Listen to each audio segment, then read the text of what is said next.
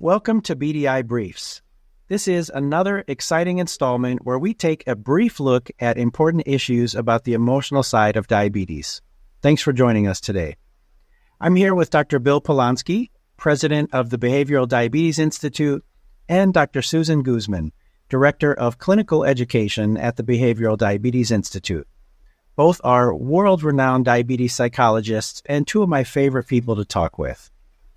My name is Scott Johnson. I have lived with diabetes for over 44 years and have been active in the diabetes social media space and industry for a long time. And with introductions out of the way, Bill, what are we talking about today? Well, Scott, thanks. We want to talk about something that I think is important to you, mostly clinicians, but actually for some people with diabetes as well. We have talked a lot about this whole idea of diabetes distress, why it's so important to folks with diabetes, and how we expect and hope that clinicians will pay attention to this when they're working with their patients. Susan is involved in a huge program with her colleague Larry Fisher, training staff all over the country about how to use this concept of the widespread problem of diabetes distress. But we don't talk enough about how actually you should assess it. And to be honest, we wanted to use this time almost as an apology, because it's people like me and my colleagues that have made a real mess. And when I say a mess, I mean, there's a lot of ways to actually assess diabetes distress. And that means using self-report questionnaires typically that people can use alone or their clinicians could use as a ways to, as conversation starters to say, what's really going on with this person? How really can I be of help? We have developed so many different measures of how to assess this issue over the past 30 years that what we're seeing is clinicians all over the world are going, well, which one am I supposed to use? So we wanted just to give you a little bit of lay of the land, and hopefully this will be helpful. So first of all, here's what we've done. So over these 30 years, we've developed 7 different ways of assessing diabetes distress. You can see that on this screen. First one we developed way back in 1995 called the Pain Problem Areas in Diabetes Scale. And we'll talk a little more about all these in more detail in a moment. Then 10 years later, we developed what we thought was a better version. We called it the Diabetes Distress Scale. Then actually 10 years after that, we said, we should really get a little more focused on who these instruments are for. We developed the T1 or Type 1 Diabetes Distress Scale. And just in the past couple of years, we've got even fancier. And we actually think we're now the best instruments, both the Type 2 Diabetes Distress Assessment System and the same thing for Type 1, the T1 DDAS. And by the way, there's more. As you'll see on the bottom of this slide, we actually have diabetes distress scales for partners, especially for those who had partners of people with Type 1 diabetes, and a scale for parents who have, especially teenagers who have Type 1 diabetes. Special groups we've been most concerned about. We're not going to talk about this last two because we'd be here all day. It's so complicated. But we just want to talk about these 5 and what do we recommend about what's the best thing to use now in the year 2024. So first of all, we can easily divide this up and say, if you are a person with type 1 diabetes, or you are a clinician and you want to really understand better what's going on with your patients, on this next slide, you'll see, here are the instrument options that you have. And there's 4 of the 5 we just mentioned. And we'll talk a little bit more about these in some detail. Susan's having a lot of experience with all of these, so even more than I have at this point. So I'm hoping she'll be chiming in shortly as well. So again, you can always go back to the PAID, although it was originally developed for people with Type 1 and Type 2. We didn't specify people with Type 1. It's probably still the most popularly used measure around the world, despite my best efforts to try to convince my colleagues that I think we've improved since then. But the PAID is still widely used. It's 20 items. Then the other choice is the Diabetes Distress Scale, the DDS. Again, was developed for people with Type 1 and Type 2. It's a little shorter with 17 items. And it has these 4 subscales that allow us to drill down a little bit about what's really going on with this individual. Another option, 10 years after that, was the Type 1 Diabetes Distress Scale. Now, it's a little longer. It's 28 items, but it has a bunch more subscales and really focuses on issues for people with type 1 much better. But we couldn't leave it alone. So just very recently, my colleagues and I, in this case led by our friend, Professor Larry Fisher, published the Type 1 Diabetes Distress Assessment. I know it's already in the assessment system, I should say, which has this 8-item core scale, which really gets to the heart of what the emotional core of diabetes distress. And then these 10 very short subscales to help us understand what the sources are, what's going on, what's contributing to why this person's going out of their minds like this. So if you're worried about assessing distress in type 1, you could use any of these. But as far as we're concerned, we think each of our scales has gotten better over time. And so I would say the best is the last one, T1DDAS. But I'd like to add just quickly, Mel, one of the nice things from the T1DDAS, the newest one, is that it does have a source scale that looks at technology distress, which is something the others do not. And also more around health care instead of just, looking at a physician, as in the previous type 1 diabetes distress scale. So we listened to people when they said, this misses this or that. There's new source items that are in the latest T1DDAS that the others miss. And thank you for making that point. And that's exactly why we recommend this latter scale, T1DDAS, more than the others. Because for that scale, we really looked at what's changed, what's important to people with diabetes. What are the new things driving people crazy that are true now, 2024, which didn't really exist and people weren't talking about back when we first developed and published the PAID in 1995. So things have moved along. We're trying to move along with it. And that's why we think this last scale is probably your best option. So let's take one. Let's look at the next slide, which is really about the scales for type 2. So here the choices are 3. I've already mentioned the first 2. Again, the PAID, which could be used for type 1 or type 2. The diabetes distress scale, again, it's a little better, but again, it's still for either group. And then finally, just like we talked about with the type 1 scale, we have a new contemporary scale for people with type 2 diabetes in this part of the 21st century. So the T2DDAS, the Diabetes Distress Assessment System.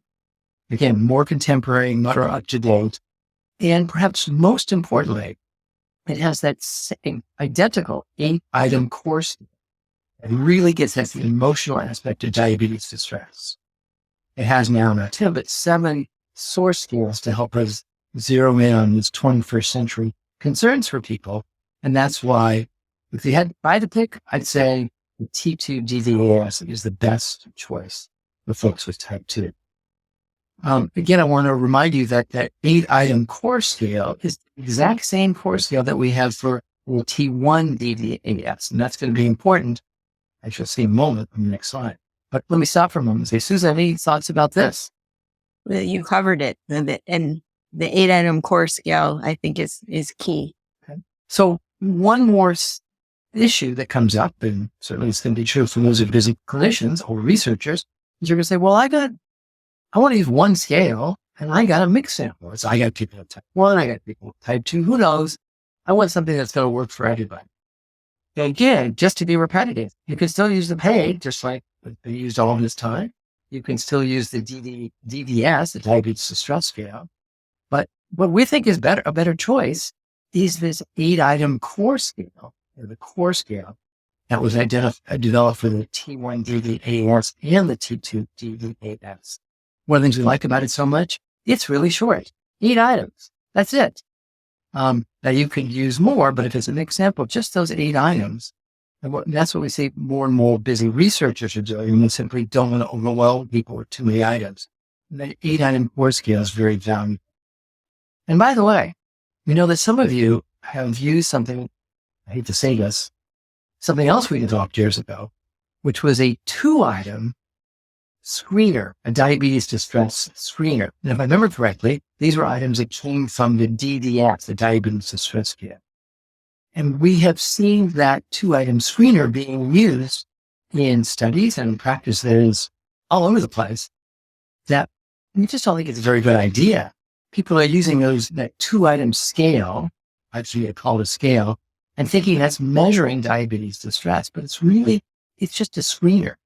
So if you want to keep things really short because you're doing a research study or you're worried about overwhelming your patients, just use that core scale, like in the last thing on this slide that you have right in front. Susan, I think you support that idea a lot. Any thoughts about that? Yeah, I think that we're going to miss a lot of folks if you're only using the 2 items as a way to indicate whether a person has distress or not. And really, we would like to argue that, use the whole subscale. We know that that's not realistic in a lot of settings or perhaps in research, but we know that, people may have one source scale that's elevated, and that's worthy of a conversation. And if you think about not thinking of measuring distress as sort of like indicating a pathology or a mental health disorder, but rather somebody's saying, in regards to the emotional side of diabetes, I'm having challenges, and these challenges are worthy of a conversation. And so in terms of a clinical conversation, we think that we'd like people to be assessed in a more comprehensive way. That's perfect. Now, to be fair, if you think about that first slide I showed you, where we had these all 7 scales, right? And so we're going to focus on these first 5. There's other good reasons why people are still going to go back and use the PAID or the TBS or the T1 TBS. And it has to do with other things. Number one, maybe you want to use this scale in your study. It's in a different language. Well, for our new scales, the T1 and T2 DVAS, they're new. We don't have them in a lot of other languages. Spanish, maybe one more. But the DDS, for example, which has now been used for 20 years, is available in almost 40 languages at this point. And all of these you can find on our website at behavioraldiabetes.org. And all of this, except for the P, I should say, all of these are freely available to people with diabetes, to researchers, to use anywhere, any way they want. So feel free to check it out on our website, behavioraldiabetes.org.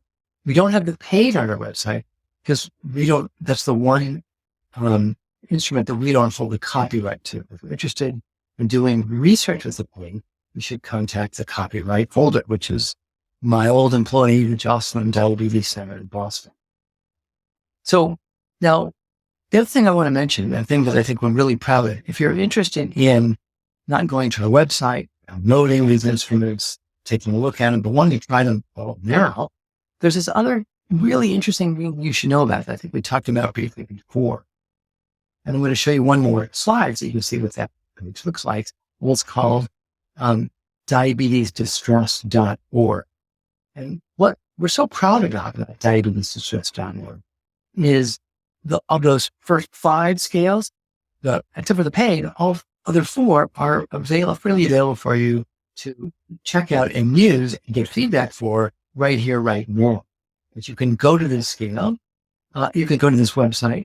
You can complete the scale just by touching right whatever numbers make sense to you as you fill it out. Feel free to check it out anytime you want.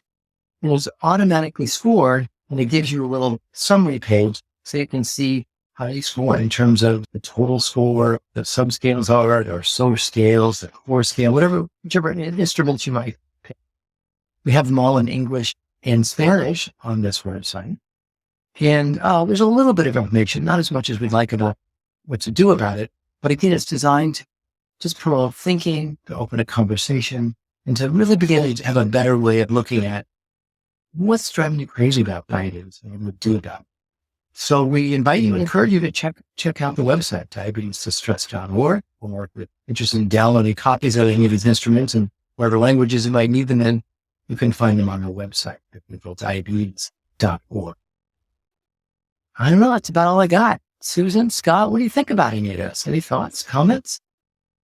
Well, I'm just so excited that these tools exist. And I kind of smile to myself hearing you say that, boy, we've made such a mess of this, because I would rather have it be messy and available than how it looked 40 years ago when no one was thinking about the emotional health and emotional well-being side of living with diabetes. So it also makes perfect sense to me that the more that you and the field explore and learn and discover that everything around it evolves. So I'm just so thankful for people like you, and the work you're doing makes my life a lot better. So thank you. Thanks, Tom. Susan, anything else? Any thoughts about this? I would like to add that if you're a person with diabetes, you can go on the diabetesdistress.org and take the appropriate distress measure for your type of diabetes, and it automatically scores, and you can save it as a PDF and show it to your healthcare professional if there's something, or make an appointment with the diabetes care and education specialist. If you don't know what to do about it, because that's sometimes we get notes like, duh, I have distress around my diabetes, now what? It's an opportunity then to take action. And that's kind of how we would like to think about it. You may know already that if you have distress, that you're distressed, but it gives you an opportunity to see what particular areas and have a name for what is bothering you, and be able to then focus and have a conversation with maybe action steps that you can take to feel better. And I hope someday, we'll get enough good funding to be able to actually add to this website to really get people even more comprehensive feedback about what their fingerprint, the diabetes stress fingerprint, what it looks like in terms of how high they score on different scales and subscales and source scales, and what we've learned about where that goes. So it's not as populated as we would like, but I do hope it's a good start for folks. Following up one last thing that Susan mentioned, if you do use the diabetesdistress.org site, do feel free to play, because none of this gets saved unless you, as Susan said, unless you want to save it as a PDF. So all this is completely anonymous. We're not scoring or saving anything. So know that this is available for you for your use. And for clinicians, again, feel free to use this in any way that makes sense for you, as long as it's supporting your efforts to help your patients to be successful in managing the diabetes and feeling better every day. As I think Scott said so elegantly. So that's really all I think we've got to say. So Scott, please take us home. All right. Well, my pleasure. And again, thank you to both you, Dr. Guzman, Dr. Polonsky, and all of the people that you've worked with to help make this happen, and everyone else working on the emotional health side of living with diabetes. I'm very grateful. So, and big thanks to everyone watching. I think it's just refreshing to talk about these things in a positive light and hopeful action step type messages. It makes a big difference. So that is what we like to do here, and we are excited to do more of that in our next episode. We hope to see you then. Thanks.